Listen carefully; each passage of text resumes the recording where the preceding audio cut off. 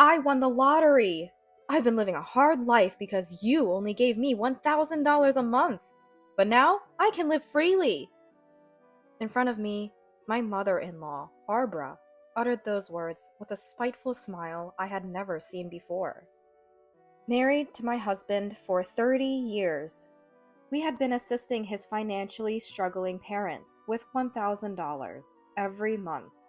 Every time we managed to scrape together the $1,000 and transfer it, mother-in-law would call to apologize and thank us.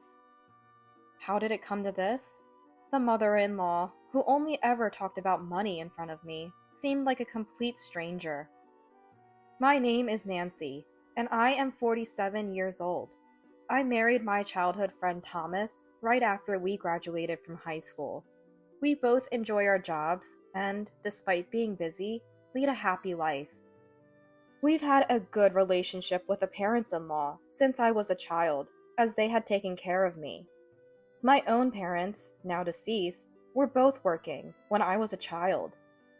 They prepared meals for me while they were out, but as an only child, my daily routine involved playing with the neighborhood boy, Thomas. His family ran a factory, where they would welcome me warmly, saying, "Oh, Nancy, welcome! Feel free to relax here today."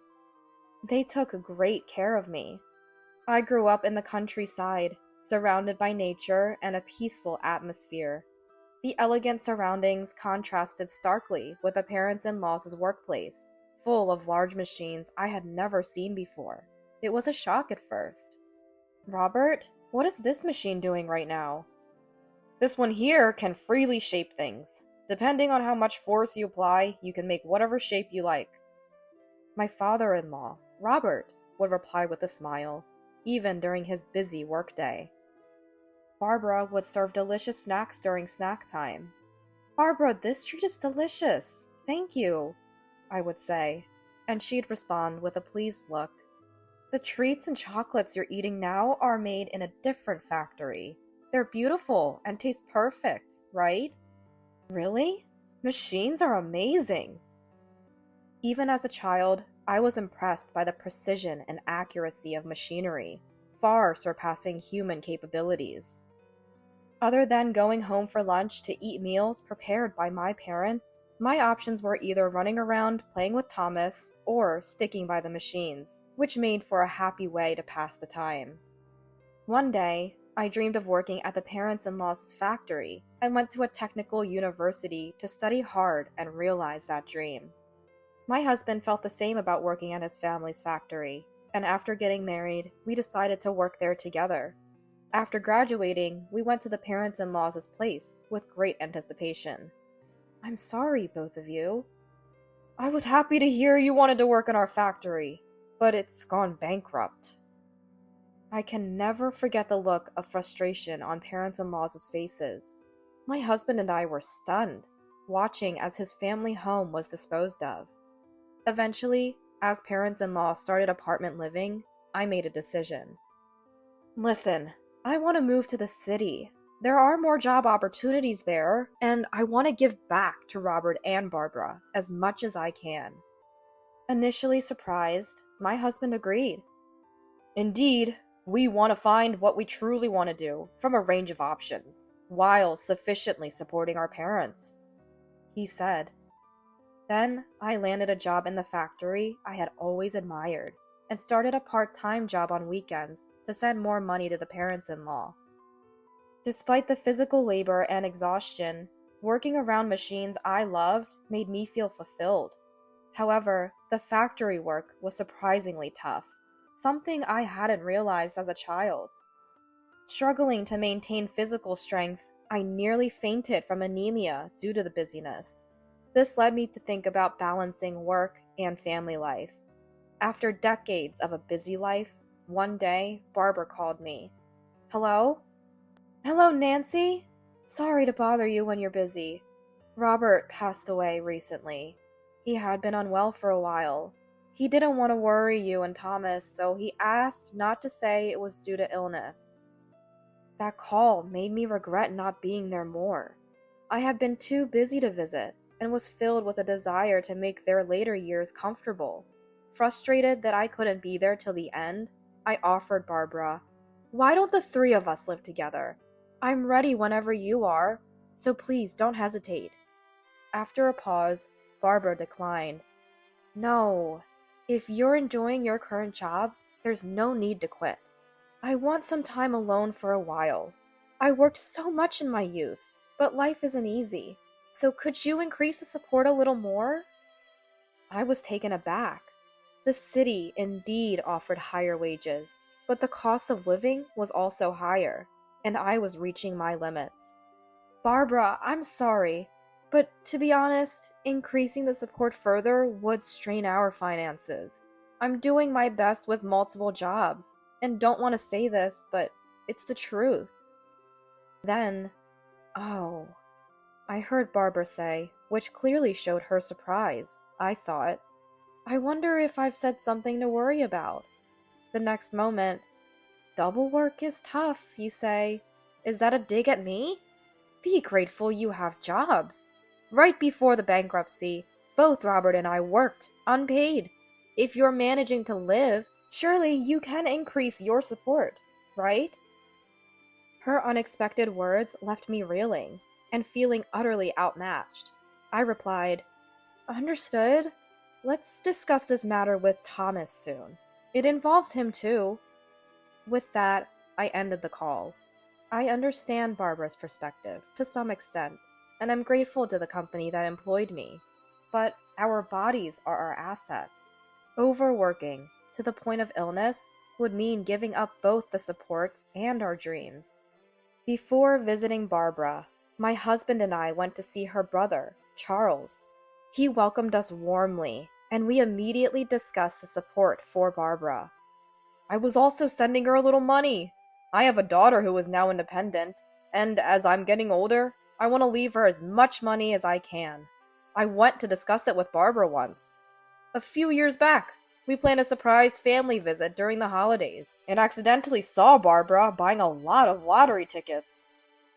We had a suspicion, listening up to this point. Barbara had been pouring almost all the money I sent her into lottery tickets. The kind, gentle person I knew was gone, replaced by someone fixated on the lottery. It seemed more important to her than a family visit. Probably, your money too has vanished into those tickets. I see. As we continued talking, it became clear that Barbara, once passionate about her work at the factory, fell into despair after its closure and deteriorating health in old age. Losing Robert, her reliance, dulled her judgment further, leading her to seek solace in the easily accessible lottery tickets. After realizing this, I stopped sending money for my daughter's sake, but it seems you two became the new target. I am truly sorry. My husband and I were willing to support Barbara out of gratitude, but the lottery isn't a guaranteed win. It's mostly designed not to. Investing in it felt like throwing money away. I'm worried about your health, and we need to go talk to Mom again. My husband assured that he would handle any tough conversations. The following month after the phone call with Barbara, we visited her to express that we couldn't increase our support without straining our own lives. Even my brother stopped supporting me when his child was around. I didn't press him because he had a child. But you two, without kids, are terrible son and daughter-in-law. I was hoping for more support from you two. No grandchildren, only meager support, you ungrateful wretches. It seemed Barbara had not reflected at all since her brother Charles stopped sending her money. As my husband was about to discuss the misuse of the support money, "You know what? I just won the jackpot in the lottery. All those years of investment paid off. So, either way, I don't need any help anymore," Barbara unexpectedly announced. We were both relieved to hear that the long years of sending money were finally over. But then, Barbara said, "Honestly, $1,000 a month isn't enough to live on. You're working double in the city, and that's all you can earn? Doesn't that mean you're not good at your job?" I was stunned, but my husband immediately defended me. "Mom, what was that?" Nancy admired you and has been working hard to give back, always hoping you could live comfortably rather than splurging on herself." He was furious and pleaded desperately with Barbara. I had been working tirelessly to support the parents-in-law after they lost their familiar home due to debt. I didn't need gratitude, but I never expected to be ridiculed for the amount of support and accused of being incompetent. As I tried to explain why I continued to work double jobs, Barbara shouted over me, "I don't want to hear excuses. Incompetent people always make excuses. Don't act so high and mighty over such small change." Seeing Barbara mock me like that, I realized the kind Barbara I once knew was gone, and it saddened me deeply. Holding back tears, I said, "Understood. We will stop the support." I left, feeling heavy-hearted that it ended this way, but my husband's support helped me recover. Afterwards, I focused solely on my job at the factory, devoting myself to the machines and work that brought me joy. About a month later, I received numerous calls from Barbara. Panicked, I answered, thinking something had happened, only to hear, "It's a disaster! A disaster! I've started receiving notices for unpaid rent, utilities, and medical bills. At first, I didn't understand and threw them away, but then they started calling me. Is this some new type of scam targeting the elderly? But what is it, really?" I urged her to calm down and explained, "It's not a scam. We've transferred the responsibility for the rent, utilities, and medical expenses to you, since you said you didn't need our help anymore. The notices are probably because the account doesn't have enough funds." I added, "You need to sort this out quickly to avoid being evicted." On the phone, Barbara was panicking, repeatedly mentioning $1,000. I sighed and clarified, "The most we could give was $1,000 per month. Rent, utilities, and medical expenses combined were over $5,000 monthly. And why are you acting surprised? We've explained this since the beginning of our support, haven't we?" I replied, exasperated. After a few seconds of silence, Barbara started to apologize repeatedly, admitting her fault. "It was all my fault. I totally forgot about paying because it felt like we were being helped by the government since we became poor." I wanted to retort that help wouldn't come without any application, but it didn't matter anymore. My efforts never reached Barbara. I realized that and exclaimed, "Even if it was a promise from 20 years ago, we worked hard just for you. But you constantly criticized us for not earning enough or not giving you grandchildren, and I'm fed up.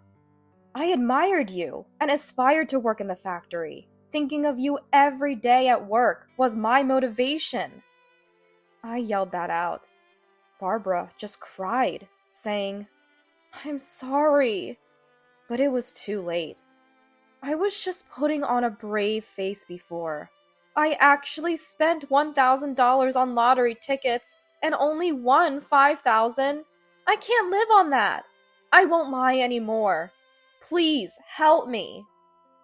While it was good that she was finally being honest, I was honestly fed up with her wailing. Thinking of Barbara, we decided to take responsibility and blocked her contact. A month later, I heard rumors that Barbara was going around the neighborhood asking for money and bragging about the lottery, causing annoyance.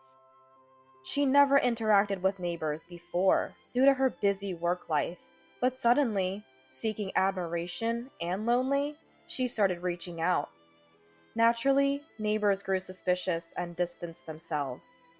After realizing the winning amount, she desperately asked others for money, but no one entertained her pleas. In her panic, Barbara confessed, "I've only won $5,000, and the son and daughter-in-law who supported me have cut ties. I can't live like this." Despite her desperate attempts to find sympathy, neighbors remarked, "You should have been thankful every day for the support you had." We only have our pensions. Be grateful for any help. And she's probably hiding a bigger win and trying to swindle more money from us. It seems that only then did Barbara realize the true value of the silent support we provided. Desperation skews judgment, and Barbara was telling everyone about her lottery win, resulting in most people distancing themselves and only attracting those interested in her money. Barbara, having fallen for a too-good-to-be-true scheme that promised to turn her 5K into 500K, lost all her money. She became unable to even pay rent, and despite the numerous calls from various numbers, I had them all blocked. I decided not to contact her until she truly reflected on her actions. According to neighbors, after losing everything, Barbara moved to a cheaper apartment, unable to pay her rent or medical bills.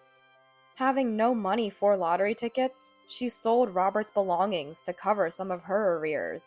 She even reported the scam to the police, but as the money was handed over in a place without surveillance cameras, the chances of catching the scammer were slim. Eventually, Barbara had to start working due to insufficient pension. She took up a part-time job aimed at seniors. Whether it was the freshness of communication with other elderly people or finding a new purpose beyond the lottery, Barbara seems to be rediscovering the joy of physical activity, the challenges of work, and the beauty of human connections. As for me, I worked hard at the factory I love and was promoted to a managerial position. Rather, it was just that I had finally accepted the offer that I had been refusing until now. I had been with the company for a long time, and my work had always been well regarded, so I was often offered promotions. But with promotion comes more responsibility and overtime. I had been resisting promotion because double jobs were more lucrative even with overtime pay. Now, with no reason to refuse, I accepted the position, prioritizing employee safety and finding fulfillment in my work. Thanks for the hard work, everyone. Let's appreciate today, I say to the employees and machines, never forgetting the daily gratitude and ensuring the machinery is well maintained. My current position is a testament to the parents-in-law who taught me the wonder of machinery. Contemplating, I thought, my days are happy now, partly thanks to Barbara. If she's truly remorseful, perhaps I could consider restarting the support. With a readiness to be scoffed at by my husband, I voiced this thought, and he tentatively agreed, suggesting, well, we're getting on in years, too. Living together is out of the question. But if she becomes immobile, we might look into supporting her with an elderly home's costs. Let's wait and see for a while, though. His response was comforting. My dream is to own my factory.